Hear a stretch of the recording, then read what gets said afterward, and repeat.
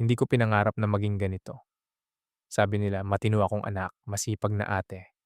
Pero sa loob ng maraming taon sa Canada, unti-unti akong naging anino sa ilalim ng makapal na niyebe. Hanggang sa dumating siya, hindi ako naghahanap ng pag-ibig, lalong hindi ng kasalanan.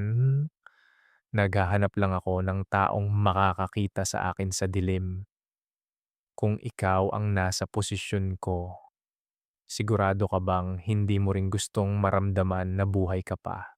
Ngayon, tuwing nararamdaman ko ang lamig ng aircon o ang simoy ng hangin bago umulan, bumabalik ako sa bahay na yun sa Toronto, yung bahay kung saan nahanap ko ang sarili ko. Pero doon ko rin unti-unting winasak ang lahat, ang tanga ko, 'di ba? Akala ko noon manhid na ako.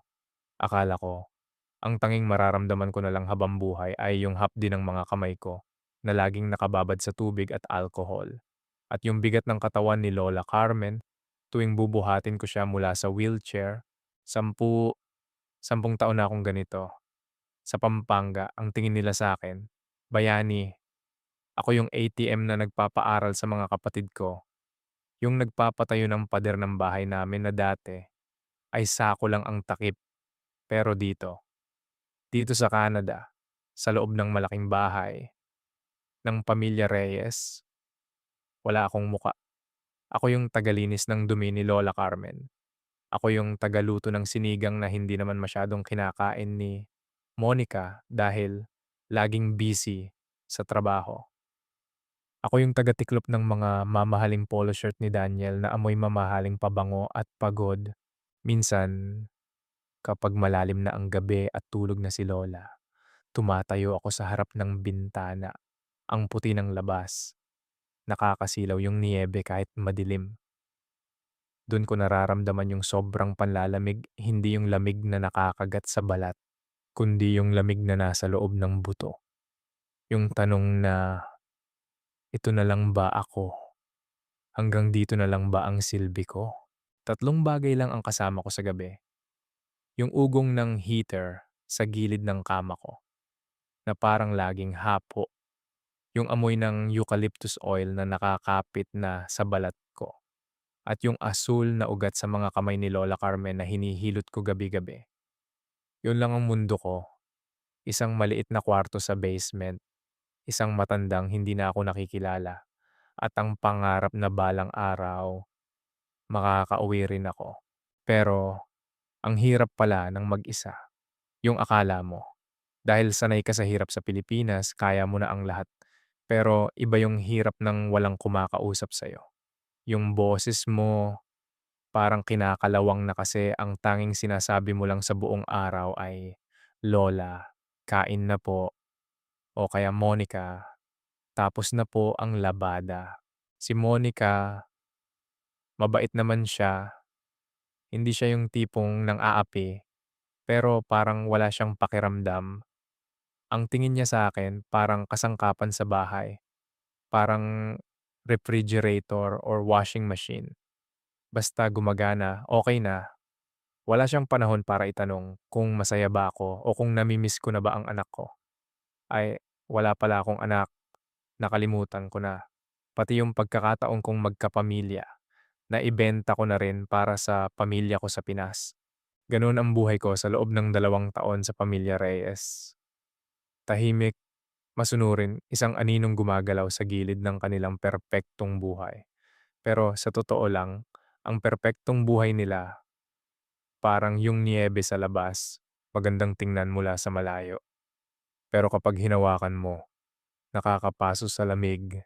Hindi sila nag-aaway, hindi ko narinig na nagtaas ng boses si Daniel o si Monica, pero hindi rin sila nag-uusap. Minsan, kapag naghahanda ako ng hapunan, nakikita ko silang magkatapat sa mesa.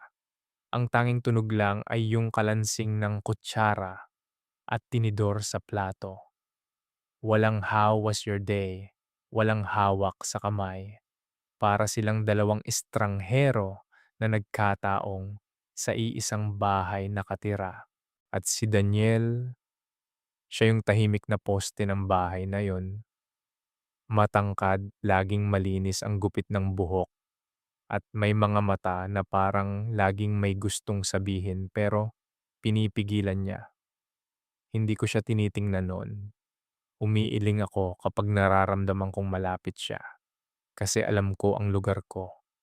Ako ang katulong, siya ang amo, may malaking pader sa pagitan namin at ang pader na yon ay gawa sa pera, papel at sa singsing na suot niya. Pero isang gabi, nagbago ang lahat dahil lang sa isang tasa ng tsaa. Pauwi na sana ako sa basement matapos kong patulugin si Lola Carmen. Umiiyak ako noon, yung iyak na walang tunog. Katatawag ko lang kasi sa nanay ko. At imbes na kumustahin ako, ang unang itinanong ay kung kailan ako magpapadala. Dahil malapit na ang deadline ng tuition ng bunso namin. Ang sakit, 'di ba? Yung parang pitaka ka lang na kailangang laging puno. Nakasandal ako sa lababo sa madilim na kusina. Pinapahid ang luha ko gamit ang laylayan ng suot kong cardigan. Akala ko, mag-isa lang ako.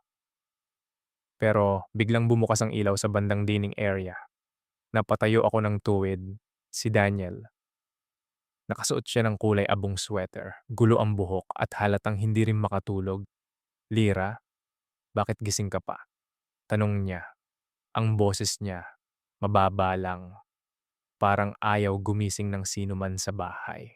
Ah, opo, tinitingnan ko lang po kung ayos na ang lock ng pinto. Pagsisinungaling ko, habang mabilis na pinupunasan ang mata ko. Pero alam ko, huli na. Kita niya ang pamumula ng ilong ko. Hindi siya umalis. Hindi rin siya nag-utos na kumuha ako ng tubig para sa kanya. Sa halip, lumapit siya sa stove. Kinuha niya yung takure. Hindi mo kailangang magpanggap na okay ka lang. Lira, mahirap ang malayo sa pamilya, sabi niya habang nagsasalin ng mainit na tubig sa dalawang tasa. Napatitig lang ako sa likod niya. Bakit niya alam? Bakit sa lahat ng tao sa bahay na yon, siya lang ang nakapansin na hindi ako okay? Inabot niya sa akin ng isang tasa, green tea, amoy damo na may halong tamis. Uminom ka muna para makatulog ka ng maayos, sabi niya.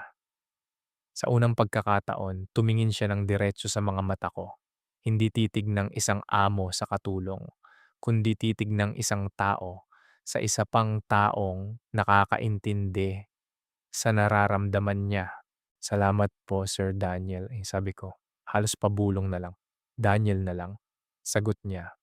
At may maliit na ngiti sa labi niya. Yung tipong ngiti na hindi mo inaasahan, pero parang biglang nagpainit sa maginaw na gabi. Sa bahay na ito, parang tayong dalawa lang naman ang gising sa katotohanan, hindi ba? Hindi ko nasagot ang tanong niya noon, pero habang hawak ko ang mainit na tasa, naramdaman ko ang unang bitak sa pader na itinayo ko sa paligid ng puso ko. At ang nakakatakot, hindi ko alam kung gusto ko bang kumpunihin ang bitak na yon o hayaan na lang itong lumaki hanggang sa gumuho ang lahat. Bakit ba kung sino pa ang bawal, siya pa ang unang makakakita sa'yo? Sana pala, tinapon ko na lang yung tsaa na yun nung gabing yon. Sana hinayaan ko na lang na mapaso ang dila ko hanggang sa mawalan ako ng lasa para hindi ko na naramdaman yung tamis. Nakasunod nung init, pero hindi eh. Ininom ko hanggang huling patak at doon nagsimula ang lahat. Sa isang maliit na kabutihang hindi ko naman hiningi. Pero hiningas ng tuyo kong pagkatao, kinabukasan, bumalik ang lahat sa dati. O akala ko lang yon. 5:00 pa lang ng umaga, gising na ako. Amoy Zone Rocks at sabon na naman ang mga kamay ko. Nililinis ko ang banyo ni Lola Carmen habang ang buong bahay ay balot pa ng katahimikan. Naririnig ko ang mahinang hilik ni Lola mula sa kabilang kwarto at ang paminsan-minsang pag-vibrate ng cellphone ni Monica sa itaas. Napaka-distinguida ni Monica.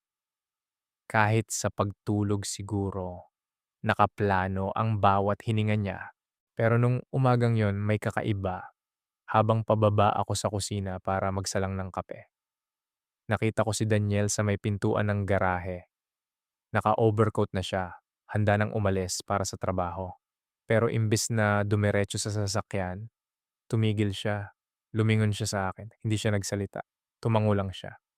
Isang maliit na tango na parang nagsasabing, "Alam ko ang sikreto mo kagabi." Yung titig niya, hindi ko maipaliwanag. Alam mo yung pakiramdam na matagal ka nang nakatira sa isang lugar, pero ngayon ka lang talaga nakita. Parang dati, bahagi lang ako ng dingding, pero nung sandaling yon naging tao ako. At nakakatakot pala yon. Nakakatakot na makita ka ng isang tao sa paraang hindi mo kayang makita ang sarili mo. Lira, tawag niya. Huminto siya sa may tapat ng sapatos niya. Yung heater sa basement, pinaayos ko na kanina. Masyadong maginaw doon 'pag madaling araw. Napatigil ako sa pag-aayos ng tasa. "Salamat po, Daniel." Halos hindi lumabas ang boses ko. Ang weird sa pandinig na tawagin siya sa pangalan niya lang, gaya ng sabi niya kagabi. Parang may nilabag akong batas. Parang may ninakaw akong hindi sa akin. "Umalis na ba si Daniel?" Biglang sulpot ni Monica mula sa hagdanan. Naka-silk robe siya, hawak ang iPad niya, at ang mukha ay nakatuon na sa mga email na kailangan niyang sagutin. "Opo, ma'am, kakalabas lang po." Sagot ko, balik sa pagiging anino. Hinalikan ni Monica ang pisngi ni Daniel sa may pinto. Isang mabilis, mechanical, at walang emosyong halik. Parang pagtatak lang ng attendance sa opisina. Pagkatapos ay dumiretso na siya sa mesa at hinarap ang trabaho niya. Hindi niya ako tiningnan. Hindi niya itinanong kung kumusta ang gabi ko kay Lola Carmen. Hindi niya napansin na namumula ang mga mata ko. Doon ko nakita ang kaibahan. Si Monica, mahal ang asawa niya, siguro, pero mahal niya ang buhay niya bilang isang matagumpay na babae ng higit sa kahit ano. At si Daniel? Si Daniel ay parang ako, isang dekorasyon sa buhay ni Monica na kailangang laging nandoon pero hindi kailangang kausapin. Sa mga sumunod na araw, naging mas mapagmatyag ako. Napansin ko ang mga maliliit na bagay kay Daniel na hindi ko tinitingnan noon. Una, yung paraan ng paghawak niya sa baso ng tubig maingat, tila ayaw makalikha ng ingay, parang laging nag-aalala na baka makaistorbo siya. Pangalawa, yung maliit na pilat sa gilid ng kaliwa niyang kilay, nakukuha ko ang sarili kong nakatitig doon habang naghahanda ako ng pagkain. Nag-iisip kung paano niya nakuha yon. At pangatlo, ang amoy niya hindi lang pabango, kundi amoy ng bagong ligo na may halong ginaw ng Canada, isang amoy na unti-unti kong kinapapansinan tuwing dadaan siya sa tabi ko. Tanga, 'di ba, bakit ko ba binibilang ang mga detalye ng lalaking hindi sa akin? Minsan, kapag wala si Monica, nag-iiwan siya ng mga maliliit na note sa may counter. "May chocolate sa ref, para sa'yo 'yan. Salamat sa pag-aalaga kay mama." Walang mali siya sa mga salita, pero para sa isang taong uhaw sa atensyon na gaya ko, ang mga note na yun ay parang ulan sa gitna ng tagtuyot. Itinatago ko ang mga papel na yun sa ilalim ng unan ko sa basement. Binabasa ko bago matulog. Alam kong mali, alam kong dapat ko silang itapon. Pero sa tuwing hawak ko ang papel, nararamdaman kong hindi ako mag-isa sa bahay na ito. Isang hapon, habang nililinis ko ang kwarto ni na Daniel at Monica, nakita ko si Daniel na nakatayo sa balkonahe. Nakatingin siya sa malayo, sa mga punong wala ng dahon dahil sa winter. Lira, tawag niya ng hindi lumingon. Alam niyang nandun ako kahit hindi ako lumilikha ng tunog. Po, iniisip mo rin ba minsan kung ano ang buhay mo kung hindi ka umalis sa Pilipinas? Tanong niya. Humarap siya sa akin, ngayon ko lang napansin. May lungkot sa mga mata niya na mas malalim pa sa lungkot ko. Kung nandoon ka, siguro masaya ka ngayon. Siguro hindi ka nakakulong sa bahay na ito. nag-aalaga ng matandang hindi ka naman kilala. Yung tanong niya, tumagos sa dibdib ko. Kailangan ko pong gawin 'to para sa pamilya ko. Daniel, wala akong choice. Lumapit siya ng konti. Nararamdaman ko ang init ng katawan niya kahit may distansya kami. Lahat naman tayo may choice. Lira, minsan lang, mas pinipili nating masaktan kaysa harapin ang totoo. Hinawakan niya ang pinto ng balkonahe at sa hindi sinasadyang pagkakataon, dumampi ang daliri niya sa balat ng kamay ko. Mabilis, parang kuryente. Hindi ako umurong agad at siya, hindi rin niya inalis ang kamay niya. Sa loob ng 3 segundo, tumigil ang mundo. Wala ang lamig ng Canada. Wala si Lola Carmen. Wala si Monica. May isang lalaki lang at isang babae na parehong naliligaw sa loob ng isang magandang bahay. Daniel, bulong ko, bago pa man may mangyari. Narinig namin ang tunog ng sasakyan ni Monica sa labas. Mabilis kaming lumayo sa isa't isa. Ang puso ko, parang gustong tumalon palabas sa lalamunan ko. Ang mga kamay ko, nanginginig habang hinahawakan ang basahan. Pagkapasok ni Monica, tiningnan niya kaming dalawa. Nagpalit-palit ang tingin niya sa akin at kay Daniel. May problema ba? Tanong niya.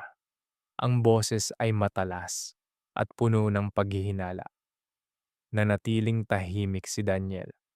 At ako, hindi ko magawang tumingin ng diretso sa kanya. Doon ko na-realize, ang 1 segundo ng pagkakamali ay mas mahirap itago kaysa sa 1 taon ng katotohanan. Ano na ang gagawin ko? Kung ang titig pa lang niya ay parang kasalanan na, paano pa kung magpatuloy ito? At ang mas malalang tanong, paano kung gusto ko ring magpatuloy? Kung alam ko lang na ang katahimikan ang pinakamapanganib na kalaban, sana naging maingay na lang ako. Sana sumigaw ako nung mga oras na yon, pero hindi eh. Mas pinili naming lunukin ang bawat salita, bawat sulyap, hanggang sa naging laso na ito sa loob ng katawan ko. Pagkatapos ng gabing yon na muntik na kaming mahuli ni Monica, naging kakaiba ang hangin sa loob ng bahay. Alam mo yung feeling na parang may nakatagong bomba sa ilalim ng bawat hakbang mo? Isang maling galaw lang, sasabog ang lahat. Naging mas maingat si Daniel. Hindi na siya masyadong tumitingin sa akin kapag nandun si Monica. Pero yung katahimikan niya, mas maingay pa sa sigaw, sa bawat pag-abot niya ng plato, sa bawat pagdaan niya sa likod ko habang naghuhugas ako ng pinggan. Nararamdaman ko yung tensyon. Isang tensyong hindi ko maipaliwanag. Parang kuryenteng gumagapang sa balat ko na hindi ko alam kung kailan ako liliyab. Isang gabi, kailangang mag-overnight ni Monica sa Ottawa para sa isang conference. Naiwan kaming tatlo, nina Daniel at Lola Carmen sa bahay. Dapat sana, normal lang. Dapat sana, trabaho lang. Pero habang inaalalayan ko si Lola Carmen na uminom ng gamot, nakita ko si Daniel sa may pintuan ng kwarto. Nakasandal siya, nakatupi ang mga braso, at nakatingin sa amin. 3 bagay ang hindi ko makalimutan sa sandaling yon. Yung kulay ube na pambahay na medyas ni Daniel, na butas na ang dulo ng hinlalaki. Yung amoy ng mainit na gatas na ipinagtimpla ko kay Lola. At yung mahina pero paulit-ulit na pitik ng heater sa dingding na parang tibok ng pusong kinakabahan. Tulog na siya, sabi ni Daniel nang sa wakas ay pumikit na si Lola. Opo, mahimbing na po, sagot ko. Tumayo ako para ilabas ang baso. Pero bago ako makalagpas sa kanya, nagsalita ulit siya. Lira, can we talk? Kahit sandali lang. Gusto kong tumanggi. Gusto kong sabihin na marami pa akong lalabhan. Pero parang may sariling isip ang mga paa ko. Sumunod ako sa kanya sa kusina. Hindi namin binuksan ang malalakas na ilaw. Yung ilaw lang sa ilalim ng cabinet ang nakabukas. isang madilim na dilaw na nagbibigay ng mahabang anino sa amin. "Gusto mo ba ng kape o tsaa?" tanong niya. "Kape na lang po at black." Habang naghihintay kami sa pag-init ng kettle, hindi siya makatingin sa akin. Nilalaro niya yung wedding ring sa daliri niya, pinaikot-ikot, hinihila ng kaunti. Parang gustong tanggalin, pero hindi magawa. Alam mo, Lira, panimula niya. Ang boses ay parang galing sa ilalim ng lupa. Minsan naiinggit ako sa'yo. Natawa ako ng bahagya. Sa akin? Bakit naman po? Ako na nga lang po itong tagalinis dito. Sir Daniel, dahil kahit malayo ka sa pamilya mo, alam mong may naghihintay sa'yo. Alam mong mahal ka nila. Alam mong may saysay ang bawat sentimo na pinapadala mo. Sabi niya, humarap siya sa akin at doon ko nakita ang pagod sa mga mata niya. Hindi pagod sa trabaho, kundi pagod sa buhay. Ako, nakatira ako sa bahay na ito kasama ang asawa ko. Pero pakiramdam ko, mas malayo siya sa akin kaysa sa distansya mo sa Pilipinas. Tumulo ang luha ko. Hindi ko alam kung bakit. Siguro dahil sa unang pagkakataon may nagsabi ng totoo tungkol sa nararamdaman ko rin, na kahit anong laki ng bahay, kung wala kang kausap na nakakaintindi sa'yo, isa lang itong mamahaling kulungan. Daniel, ang tanging nasabi ko, Monica is a good person. Successful siya. Proud ako sa kanya. Pagpapatuloy niya, parang kinukumbinsi ang sarili niya. Pero minsan, gusto ko lang namang may magtanong kung kumusta ang araw ko. Yung hindi tungkol sa bills, hindi tungkol sa kumpanya, kundi tungkol sa akin. At sa 2 taon na nandito ka, ikaw lang ang gumawa nun, Lira. Ikaw lang ang nakakita na malungkot ako. Humarap ako sa kanya, muntik na kaming magkadikit sa dilim ng kusina. Parang nawala ang lahat ng rules, wala ng amo, wala ng katulong. 2 tao na lang kaming parehong nauuhaw sa pansin. Hindi ko po sinasadya. Sabi ko, pabulong. Alam ko, sagot niya. Hinawakan niya ang balikat ko. Ang init ng palad niya ay tumagos sa manipis kong t-shirt. At yun ang nakakatakot kasi hindi natin sinasadya.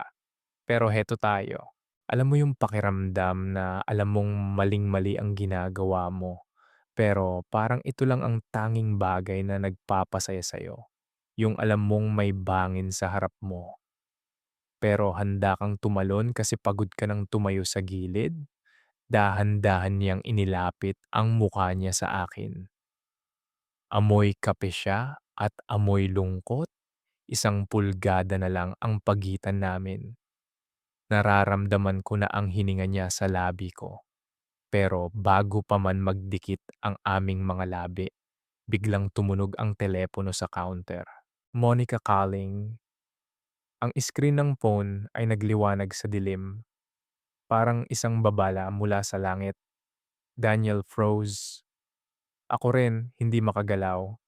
Tinititigan namin ang pangalan ni Monica na kumikislap-kislap sa gitna namin. Parang isang talim na humihiwa sa kung anuman ang nabuo namin sa sandaling yon. Hindi sinagot ni Daniel ang tawag, pero hinayaan niyang tumunog ito hanggang sa mamatay. Kailangan ko ng matulog, sabi niya. Biglang binitawan ang balikat ko. Ang boses niya ay naging malamig muli, parang ang hangin sa labas. Umalis siya nang hindi tumitingin sa akin.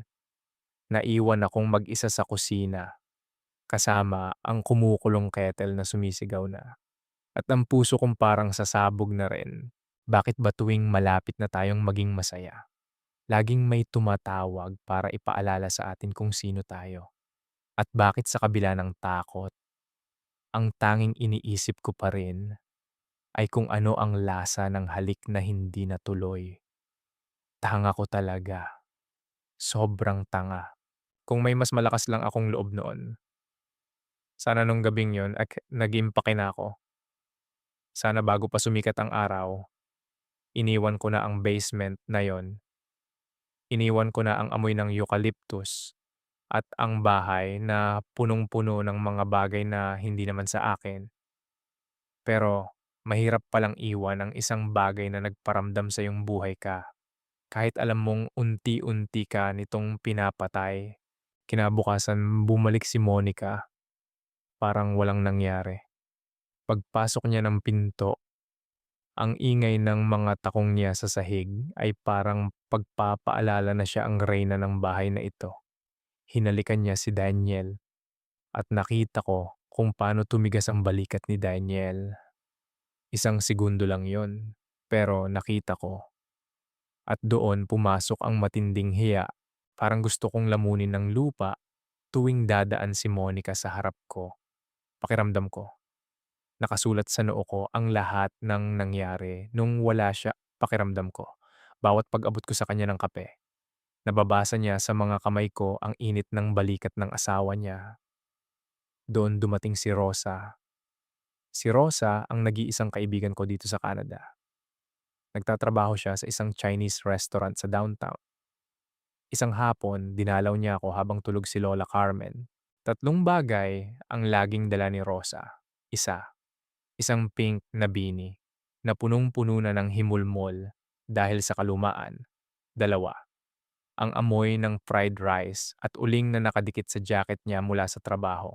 At tatlo, ang magaspang niyang mga kamay na laging may bit-bit na supot ng mansanas para sa akin. Lira, parang namumutla ka. Sabi niya habang nakaupo kami sa maliit na mesa sa kusina. Hindi ka ba pinapakain ng mga amo mo? Pagod lang to, Rosa. Maraming nilabahan. Pagsisinungaling ko. Iniiwas ko ang tingin ko sa kanya. Alam ni Rosa ang bawat kislap ng mata ko. Hindi, iba ang tingin mo, sabi niya, sabay hawak sa kamay ko. Ang gaspang ng palad niya ay parang isang sampal ng katotohanan. Lira, mag-ingat ka, kilala kita. Ang mga matang yan, hindi yan mata ng pagod. Mata yan ng isang taong may itinatago. Napatigil ako, gusto kong sumabog. Gusto kong sabihin sa kanya na, Rosa, tulungan mo ako. Kasi kahit anong dasal ko, si Daniel pa rin ang nakikita ko.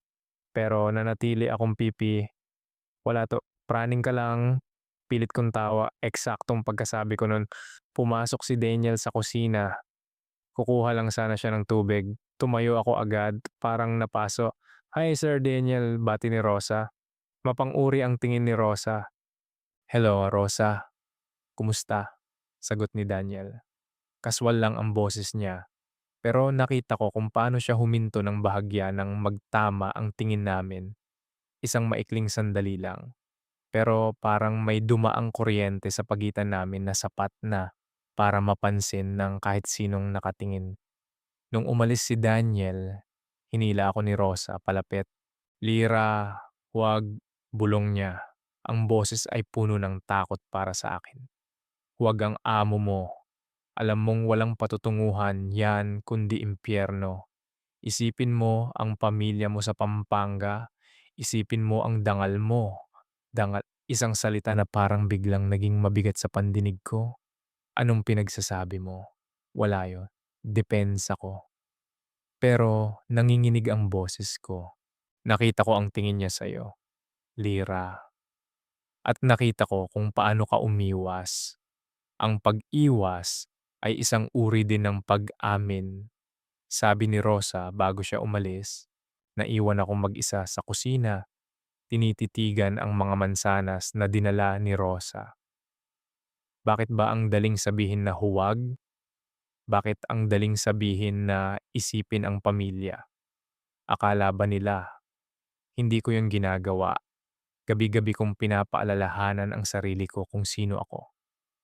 Pero sa tuwing nararamdaman ko ang lamig ng basement at sa tuwing naaalala ko ang tsaa at ang mainit na balikat ni Daniel, unti-unti akong natutunaw. Nung gabing yon, habang nag-aayos ako ng gamit ni Lola Carmen, may nakita akong maliit na piraso ng papel sa bulsa ng sweater na ipinahiram sa akin ni Daniel nung isang linggo. Yung sweater na nakalimutan kong ibalik. Isang maikling sulat, Hindi ito sulat pag-ibig, isang linya lang. Salamat sa pakikinig kagabi. Hindi ko alam kung paano ko matatapos ang gabi kung wala ka. Hindi ko alam kung dapat ko bang itapon ang papel o kainin para mawala ang ebidensya. Pero alam mo ang ginawa ko. Tinupi ko ito ng maliit at isiningit sa loob ng case ng cellphone ko. Bakit ko ba ginagawa to?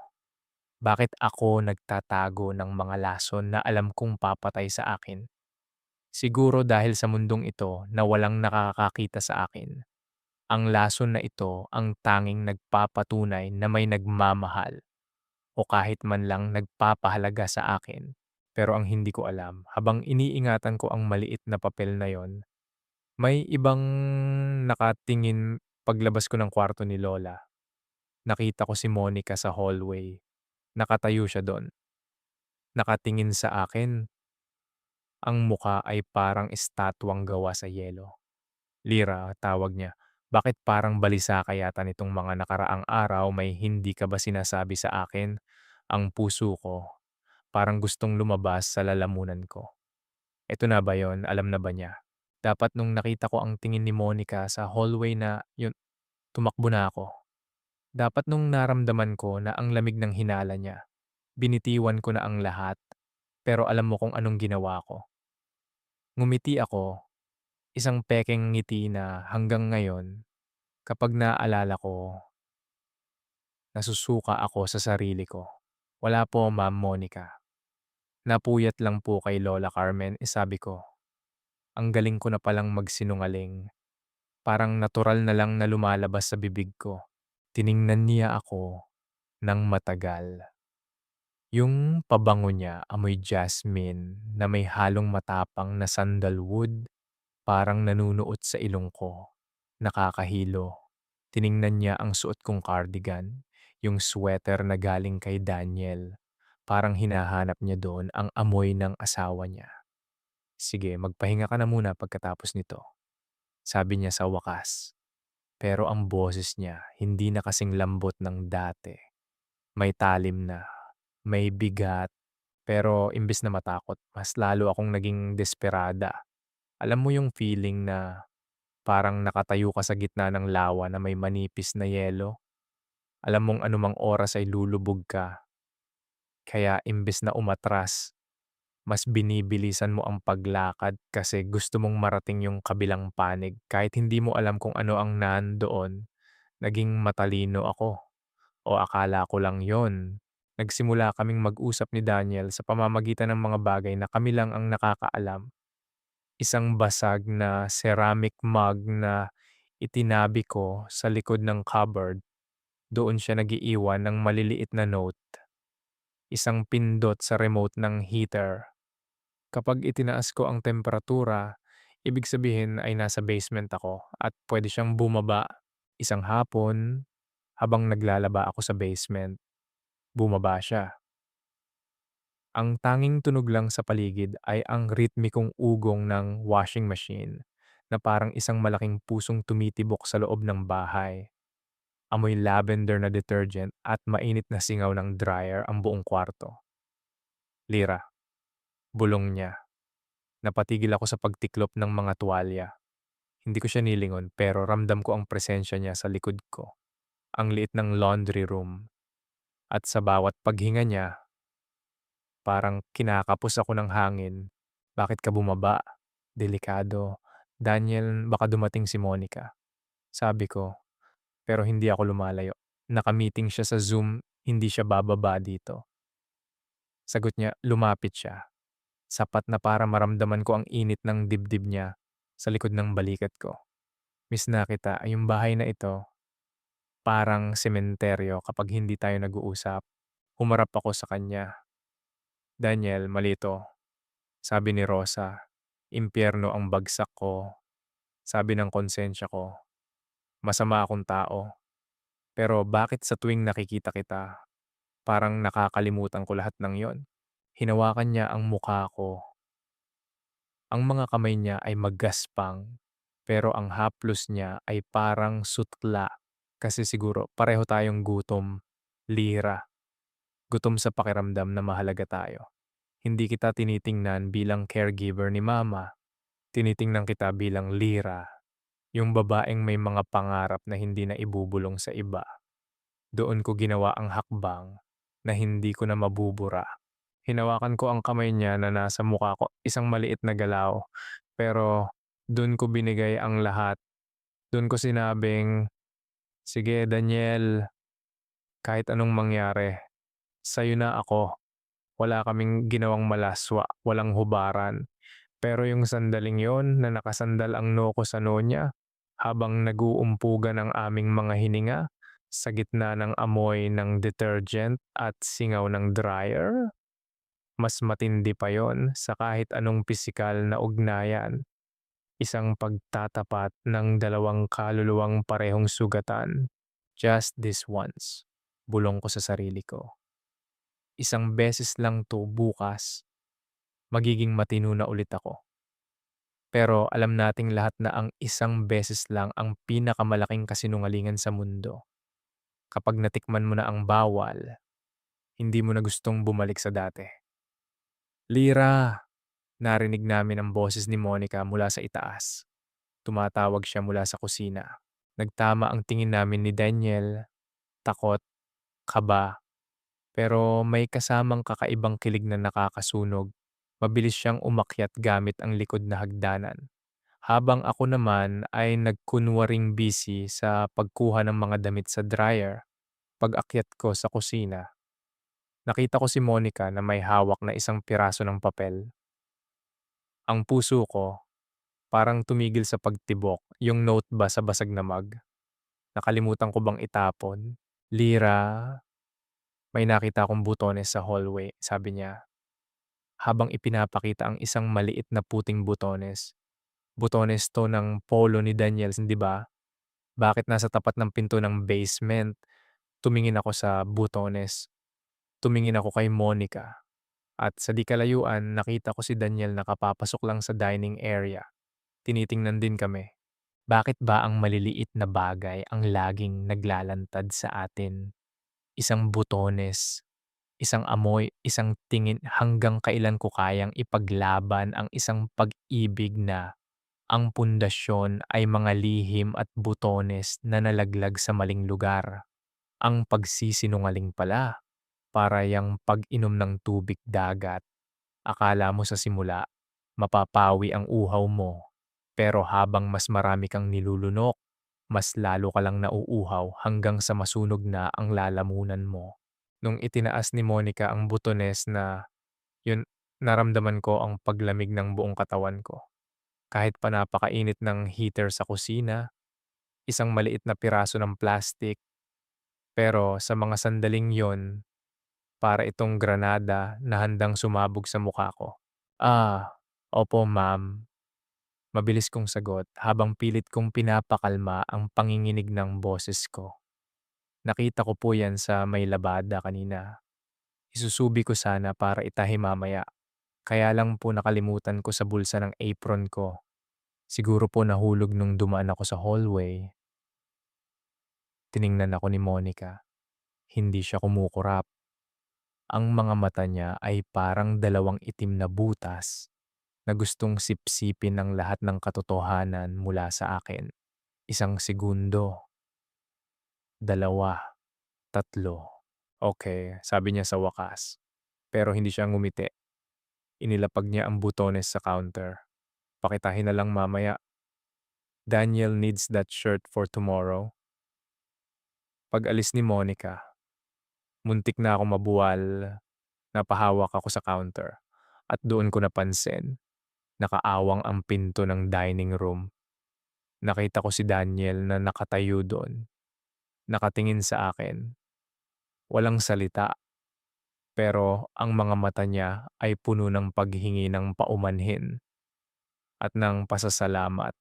Doon ko na-realize na bawat kasinungalingan ko ay nagiging lubid na mas lalong nagbibigkis sa amin.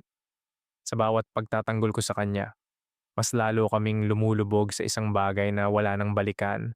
Isang hapon, habang si Monica ay nasa isang business gala at late na uuwi. Nagpaalam ako kay Daniel na Kailangan kong pumunta sa remittance center sa downtown para magpadala ng pera sa Pampanga. Sobrang lakas ng ulan na may halong yelo, yung tinatawag nilang sleet. "I'll drive you," sabi ni Daniel.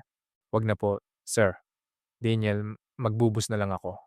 Tanggi ko. Lira, delikado sa labas. At saka, wala namang makakakita sa atin. Gabi na, giit niya. Sumama ako. At yun ang pinakamalaking pagkakamali ko nung linggong yon.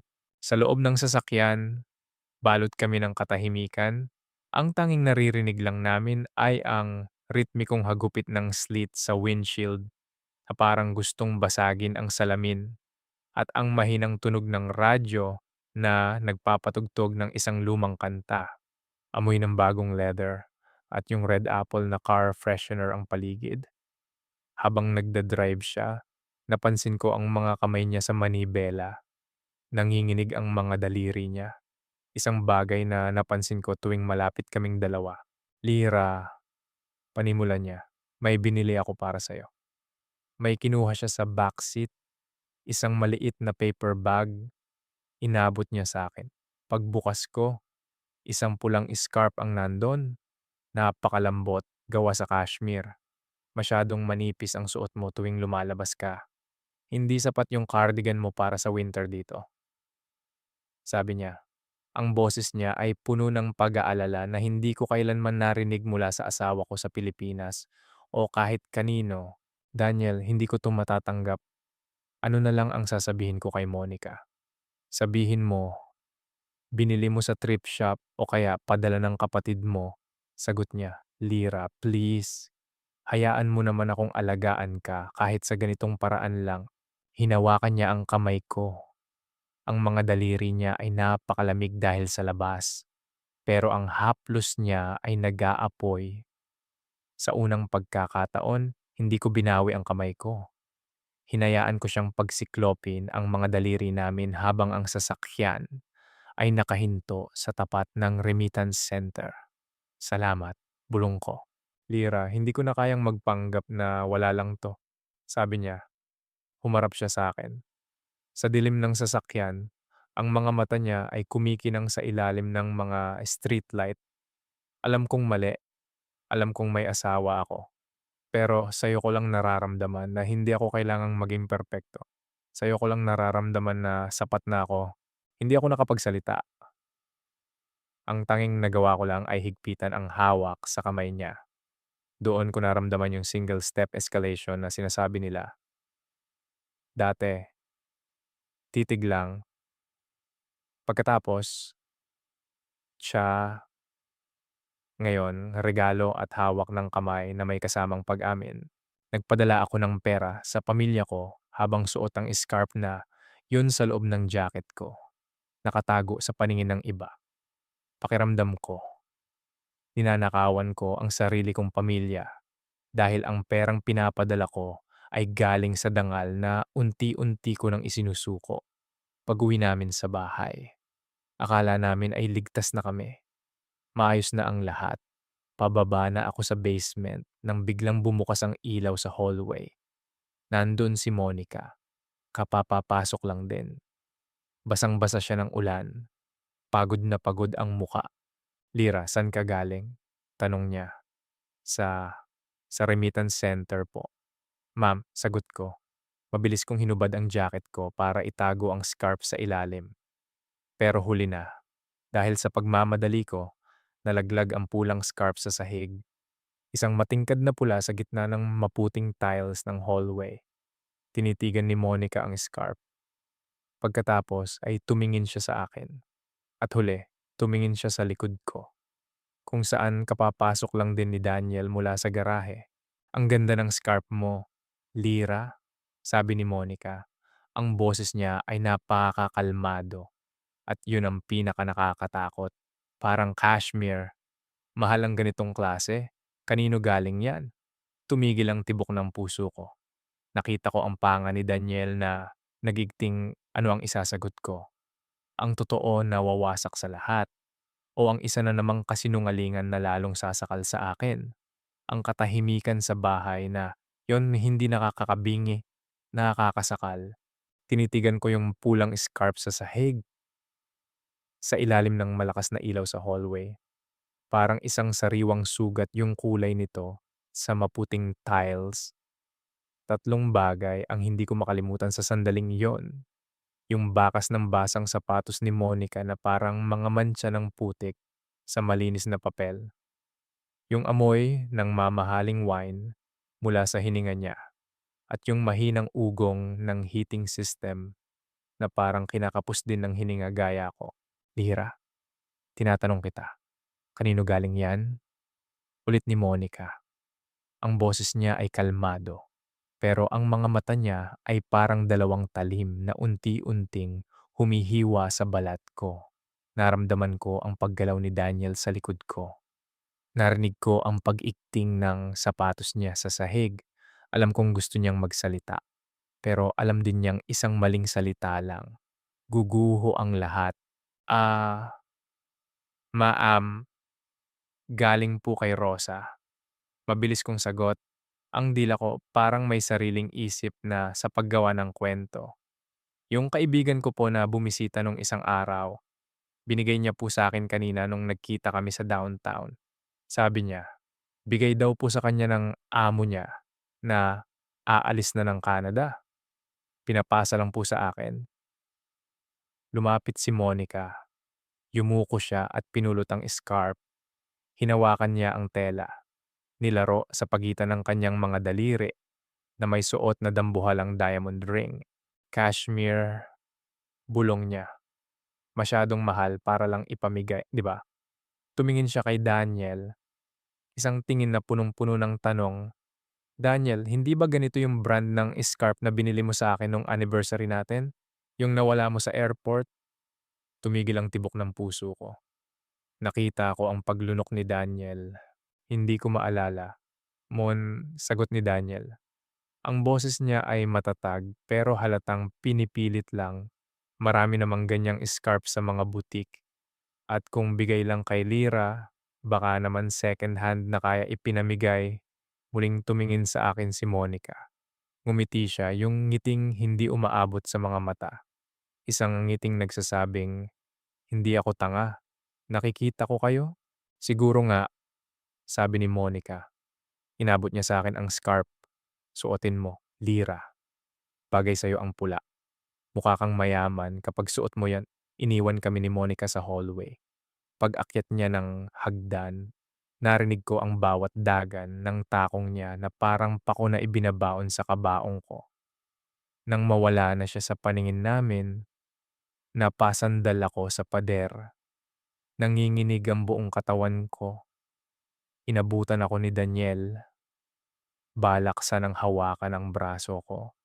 Pero umiwas ako. "Wag, Daniel," bulong ko. Halos mabuking na tayo. Nakita mo ba ang tingin niya? Alam niya, nararamdaman niya. Lira, wag kang praning naniwala siya sa kwento mo tungkol kay Rosa. Pilit ni Daniel. Pero kahit siya halatang kinakabahan, hindi siya naniwala. Bulyaw ko ng pabulong. Daniel, asawa mo siya. Kilala ka niya. At kilala niya rin ako.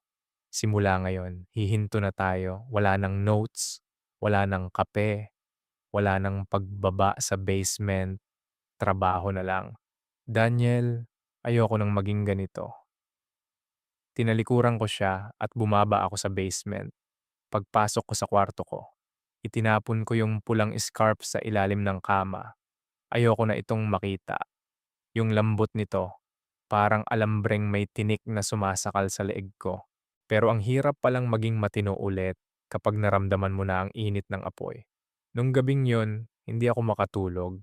Ang bawat kaluskos sa itaas, ang bawat yabag sa hallway, iniisip ko kung si Monica ba yun na pababa para kumprontahin ako.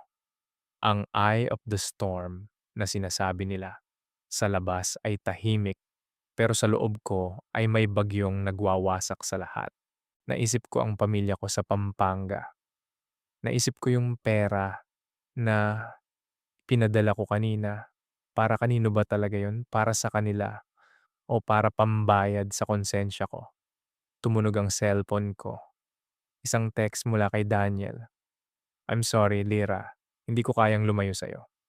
Mag-usap tayo bukas kapag wala siya. Tinitigan ko ang screen.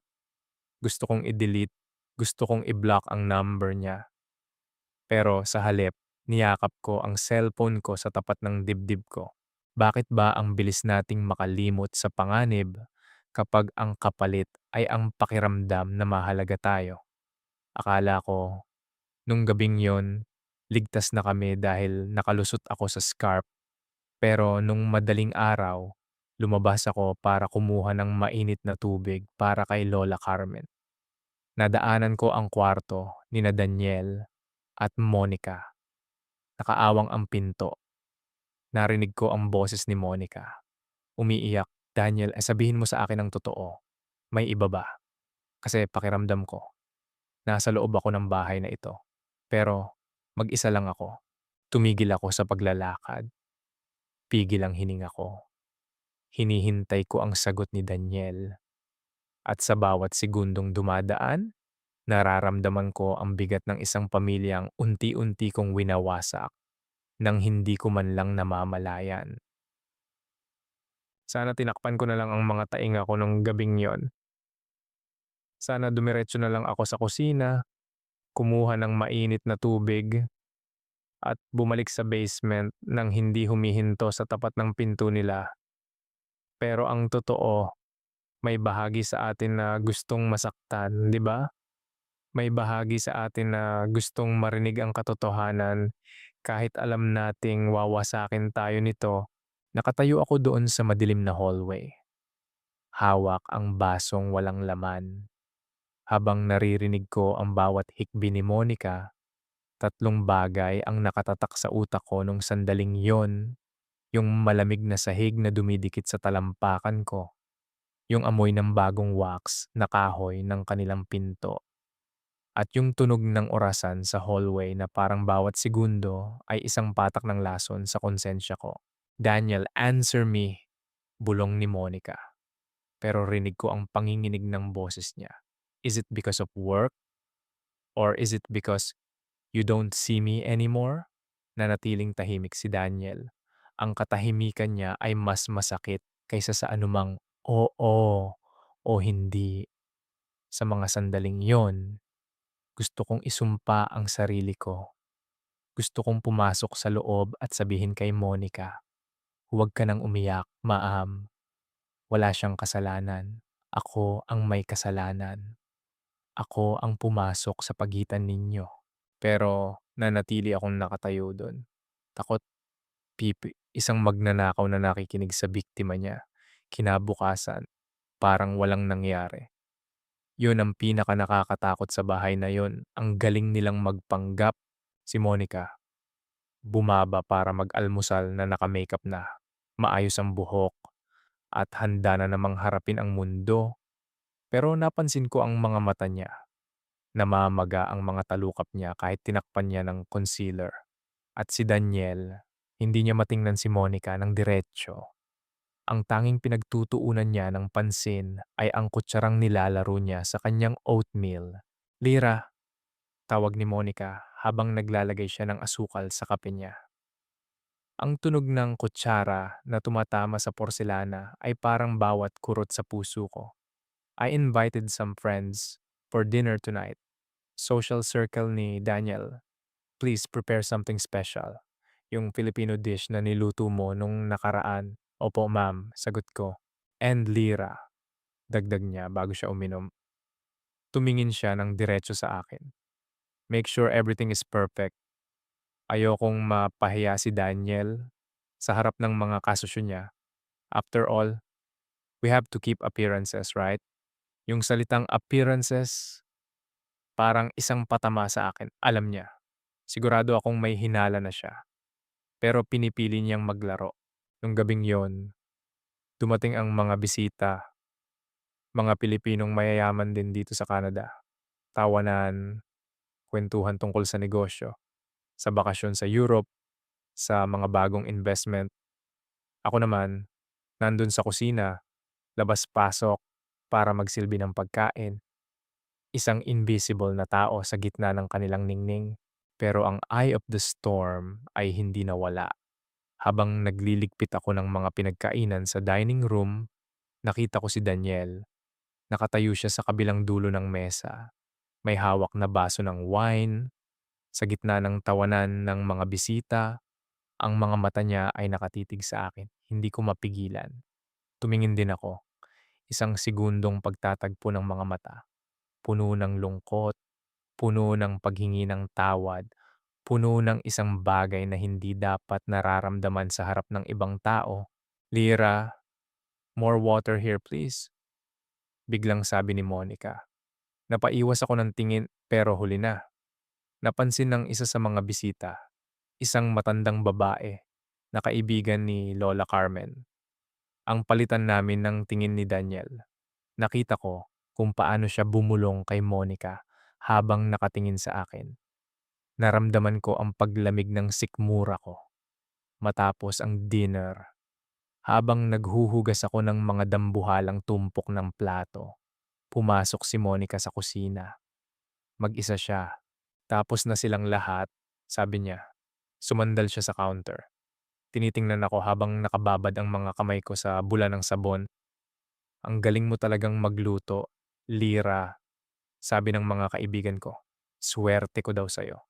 Salamat po, ma'am.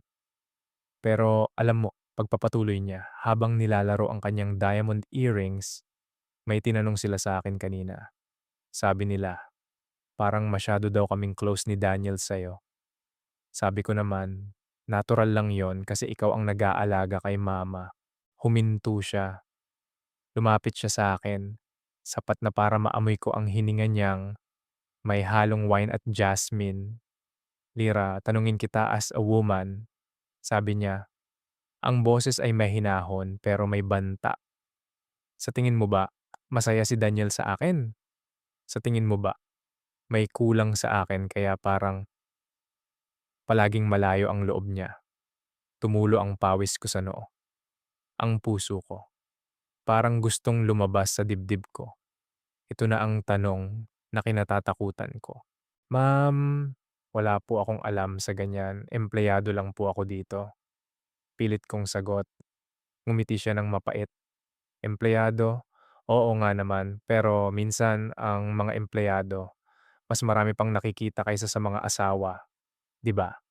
Inabot niya ang isang platong kakatapos ko lang hugasan. Tinitigan niya ito. Pagkatapos, bigla niyang binitiwan, klang, nabasag ang plato sa sahig. Nagkapira-piraso ang porselana sa pagitan naming dalawa. Oops, my hand slipped, sabi niya. Walang kabakas-bakas ng gulat sa muka. Pakilinisan na lang yan, Lira. Maingat ka dapat sa mga bagay na hindi sa'yo. Kasi kapag nabasag, kahit anong dikit mo, may lamat na. Umalis siya ng kusina nang hindi ako tinitingnan. Naiwan akong nakatayo sa gitna ng mga basag na porselana. At nung sandaling yon, naramdaman ko ang takot na hindi ko pa naramdaman noon. Hindi ito takot na mawala ng trabaho. Ito ay takot sa isang babaeng nasasaktan at sa isang asawang nawawala. Napaupo ako sa sahig, unti-unting pinulot ang mga piraso ng plato. Pero dahil nanginginig ang mga kamay ko, nahiwa ako. Tumulo ang dugo sa puting tiles. Pula, gaya ng scarf, gaya ng kasalanan ko. Bakit ba hanggang ngayon, hindi ko pa rin magawang bitawan ang piraso ng buhay na alam kong susugat lang sa akin? Hanggang kailan ko kayang panindigan ang pagiging anino kung ang ilaw ni Monica ay unti-unti na akong sinusunog? Narinig ko ang yabag ni Daniel papasok sa kusina. Lira, anong nangyari? Huwag kang lalapit. Daniel, please huwag kang lalapit. Dahil sa bawat hakbang mo, mas lalong nadudurog ang natitirang piraso ng pagkatao ko. Sana pinabayaan ko na lang na dumugo yung sugat ko sa daliri. Sana hinayaan ko na lang na tumulo yung pula sa puting tiles hanggang sa maubos ako. Pero hindi. Si Daniel, laging si Daniel ang nandoon para sumalo sa mga pirasong hindi ko na kayang hawakan. Nung pumasok siya sa kusina nung gabing yon, Matapos basagin ni Monica ang plato, parang tumigil ang oras. Tatlong bagay ang hindi ko makalimutan habang nililinis niya ang sugat ko. Yung malamig na hapdi ng alkohol na ibinuhos niya sa bulak, yung panginginig ng asul na ugat sa likod ng kamay niya, at yung amoy ng ulan na nakakapit pa rin sa sweater niya. Lira, mag-ingat ka naman. Bulong niya. Ang boses niya, parang galing sa ilalim ng tubig, paos, pagod at puno ng takot. Daniel, umalis ka na dito. Baka bumaba si Monica. Pilit ko habang sinusubukan kong bawiin ang kamay ko. Pero hinawakan niya ako ng mas mahigpit, hindi masakit. Pero sapat na para maramdaman kong wala na akong takas. Hindi siya bababa. Nagkulong na siya sa kwarto. Sagot niya, tumingin siya sa akin. Lira, hindi ko na kayang makita kang ganito. Nasasaktan ako kapag nakikita kitang natatakot sa sarili mong bahay. Sa bahay natin. Bahay natin, dun ako natauhan. Hindi ko ito bahay. Isang caregiver lang ako na ang tanging pag-aari ay isang maleta at isang basag na dangal. Hindi mo ako bahay, Daniel, at hindi mo ako asawa, sabi ko. At sa pagkakataong ito, nabawi ko na ang kamay ko. Ang bawat haplos mo sa akin, parang hiwa ng basag na plato. Masarap sa simula pero nagiiwan ng pilat. Ayoko na, Daniel. Kailangan ko ng maglinis. Hindi lang ng kusina, kundi ng kaluluwa ko. Nung linggong yon, nagpaalam ako na magsisimba. Kailangan ko ng hangin. Kailangan ko ng espasyo na walang amoy ng jasmine ni Monica o pabango ni Daniel. Pumunta ako sa isang maliit na parokya ng mga Pilipino sa downtown. Pagpasok ko sa simbahan, naramdaman ko ang bigat ng bawat hakbang ko. Tatlong detalye ang nagpabalik sa akin sa realidad. Yung madilaw na liwanag ng mga votive candles sa gilid, yung langit-ngit ng mga lumang upuang kahoy tuwing may gumagalaw, at yung malamig na bakal ng rosaryo sa loob ng bulsa ko na kanina ko pa pinipiga. Hindi ako pumasok sa kumpisalan, hindi ko pa kaya. Umupo lang ako sa pinakahuling bangko, dun sa madilim na sulok kung saan walang makakakita sa akin. Lumuhod ako, ipinikit ko ang mga mata ko, at doon, sa harap ng altar na puno ng bulaklak, bumuhos ang lahat. Panginoon, patawad, simula ko, pabulong.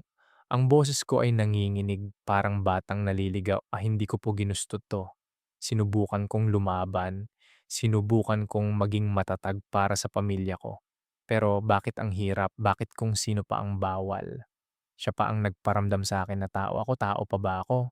O hayop na sumusunod lang sa nararamdaman kahit may natatapakan ng iba? Humikbi ako. Hindi ko na mapigilan.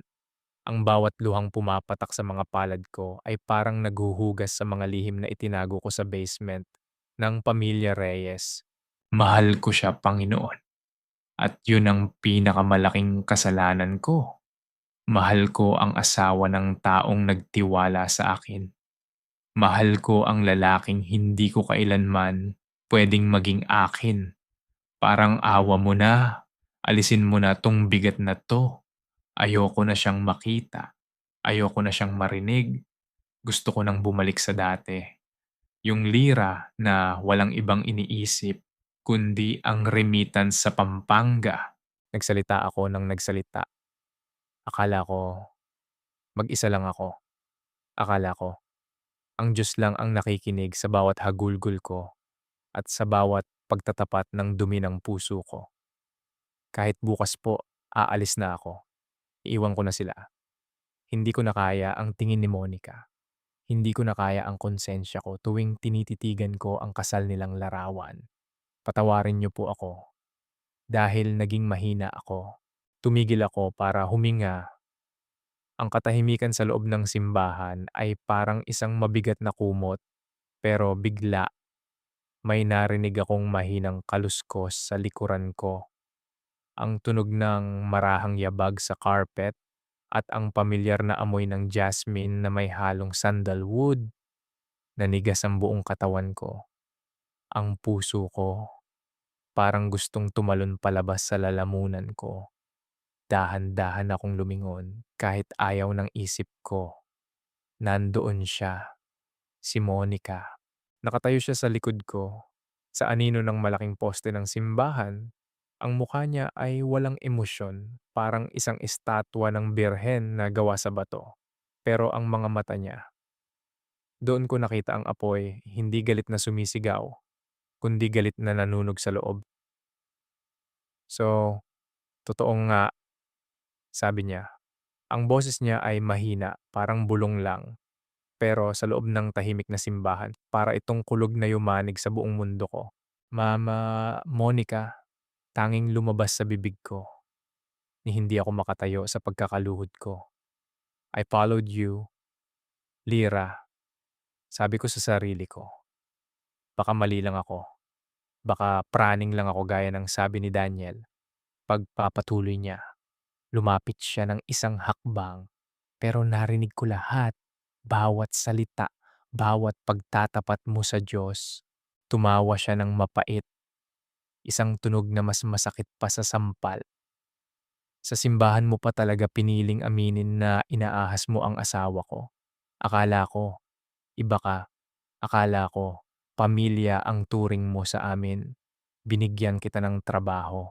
Binigyan kita ng tiwala. At ito ang ibabalik mo sa akin. Patawad po, ma'am. Wala po kaming ginawang masama. Walang ginawang masama, bulyaw niya.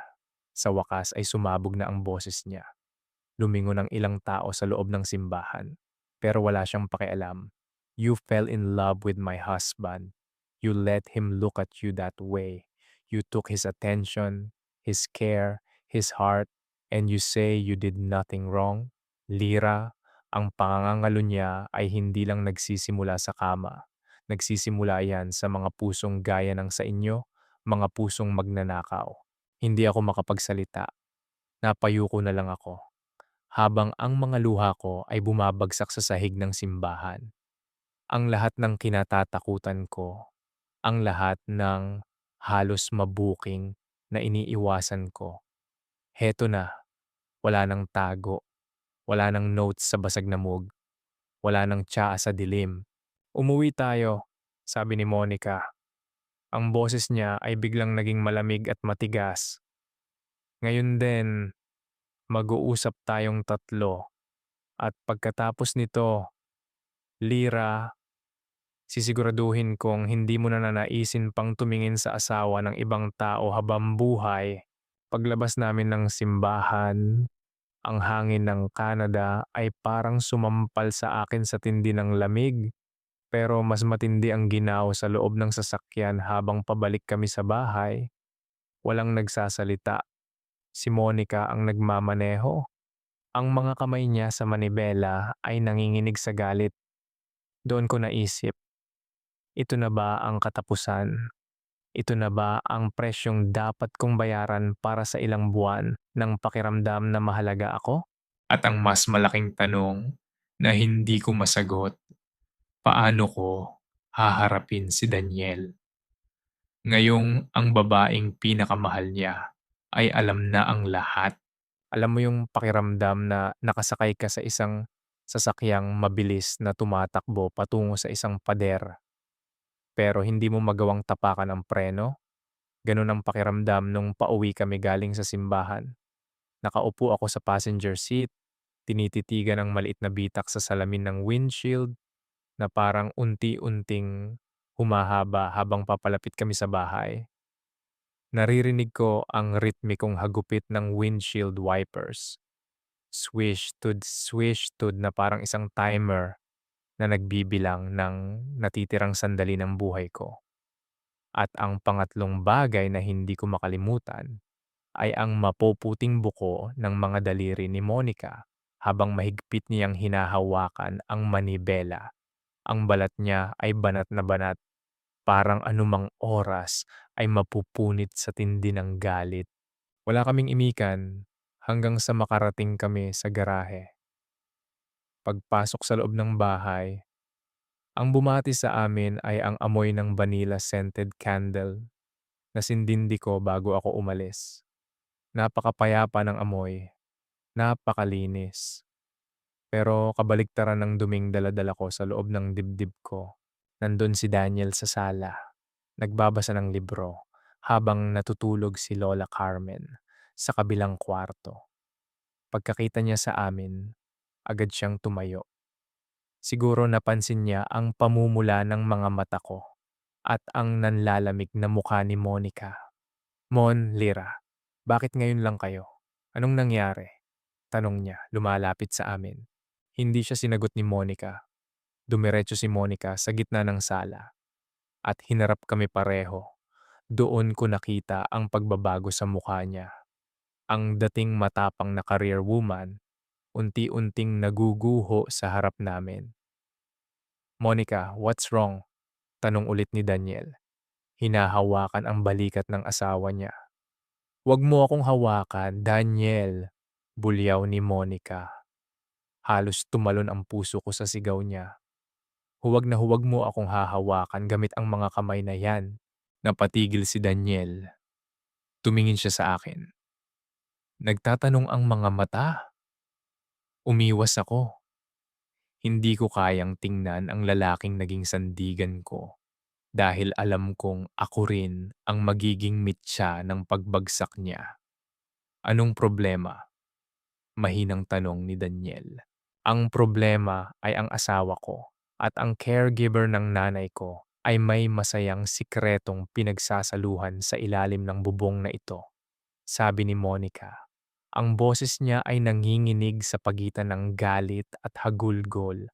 Narinig ko, Daniel, narinig ko lahat sa simbahan. Narinig ko ang pagtatapat ni Lira sa Diyos. Ang galing, no? Sa simbahan pa talaga. Tumigil ang mundo ni Daniel. Nakita ko kung paano namutla ang mga labi niya. Tumingin siya sa akin ng matagal. Pagkatapos ay binaling ang tingin sa asawa niya. Monica, let me explain. Panimula ni Daniel. Explain what? Putol ni Monica. Explain how you looked at her when you thought I wasn't watching? Explain why you bought her a cashmere scarf while I was working my ass off to pay for this house? Or explain how you made her feel alive while I was dying of loneliness right beside you in bed?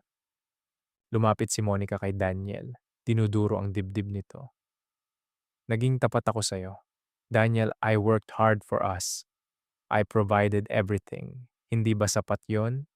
Hindi ba sapat na binigay ko ang lahat para magkaroon tayo ng ganitong buhay? Dito na nagsalita si Daniel. Ang boses niya ay hindi galit, kundi puno ng isang pagod na parang dekada na niyang kinikimkim. That's the problem, Monica. You provided everything except yourself. Sabi ni Daniel, ang boses niya ay parang isang mabigat na pader na gumuho. Lagi kang busy. Lagi kang nasa phone, nasa meetings, nasa Ottawa, nasa Vancouver. Ang bahay na ito, naging museum na lang. Maganda, mamahalin, pero walang init, walang tao. So, kasalanan ko pa ngayon, tumawa ng mapait si Monica. Kasalanan ko na nagpakapagod ako para sa pamilyang ito. Kaya kailangan mong humanap ng pakiramdam na buhay ka sa ibang babae. Sa katulong pa talaga. Daniel, sa caregiver pa ng nanay ko. Monica, hindi tungkol sa posisyon niya to. Sigaw ni Daniel. Tungkol ito sa pakikinig. Si Lira lang ang tanging nakakita na nahihirapan ako. Siya lang ang nagtanong kung kumusta ako nang hindi tungkol sa pera o sa trabaho. In those moments, Monica, I didn't see a caregiver. I saw a person, something I haven't seen in you for years. Humarap si Monica sa akin. Ang galit sa mga mata niya ay parang apoy na gustong tupukin ang buong pagkatao ko.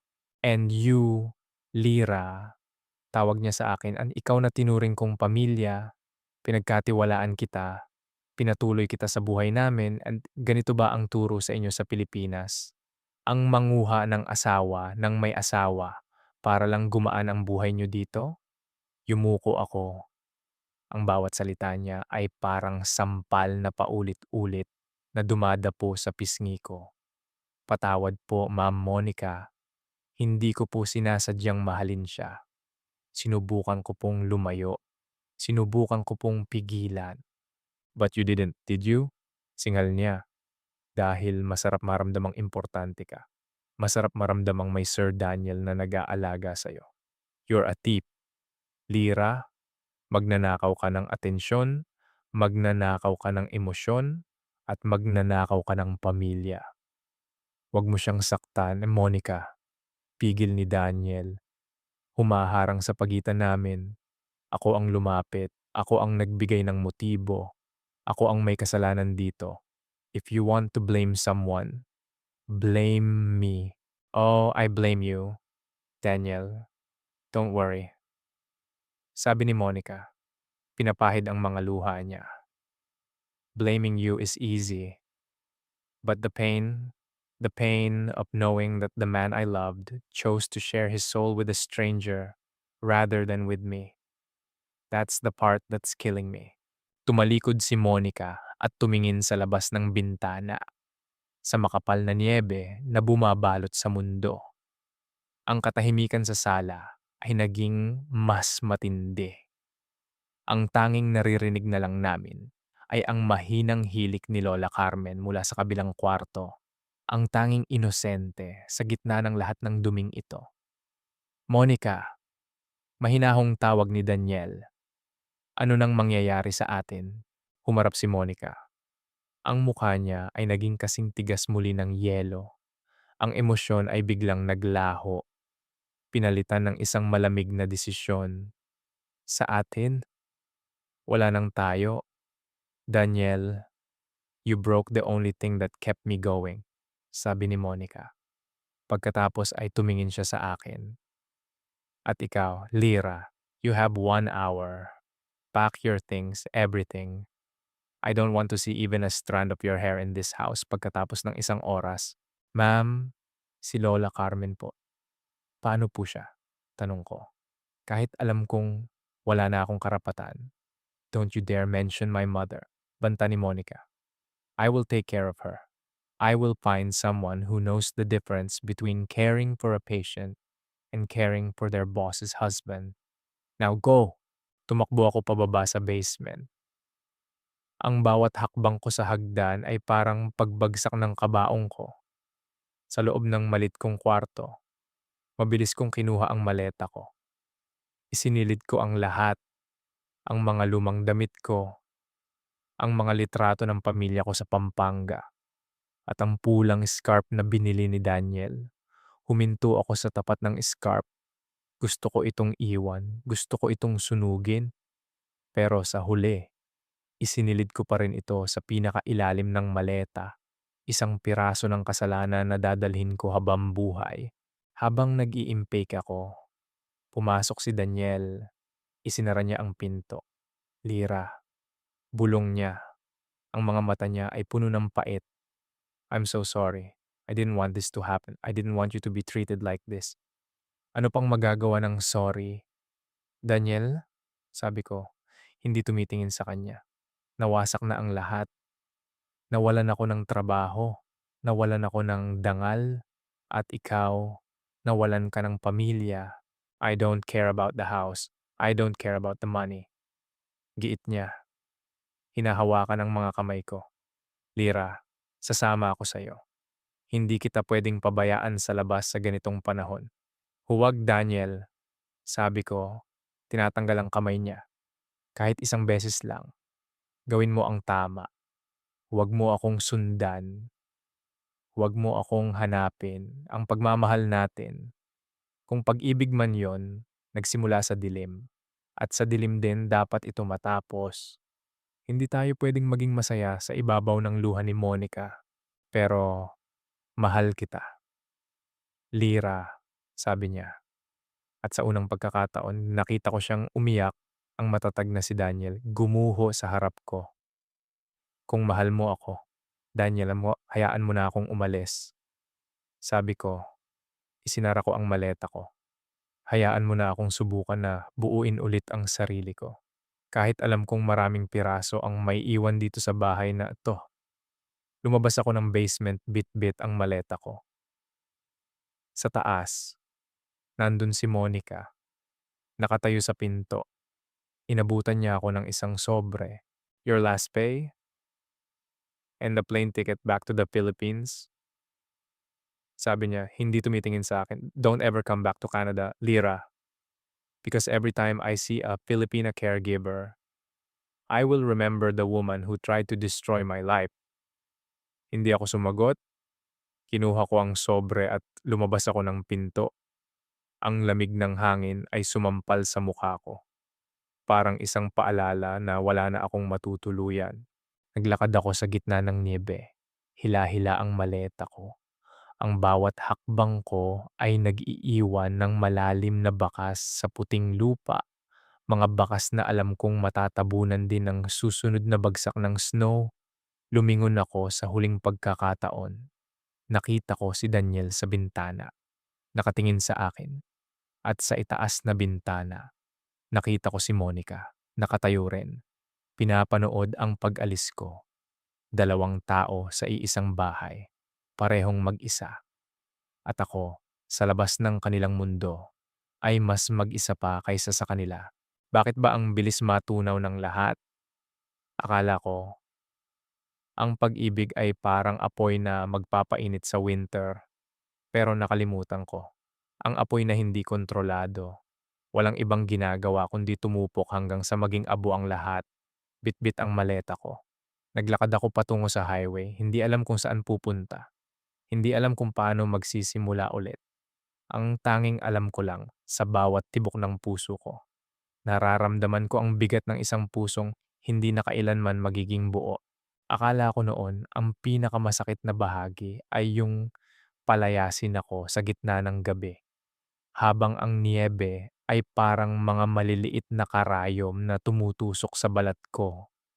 Pero mali ako.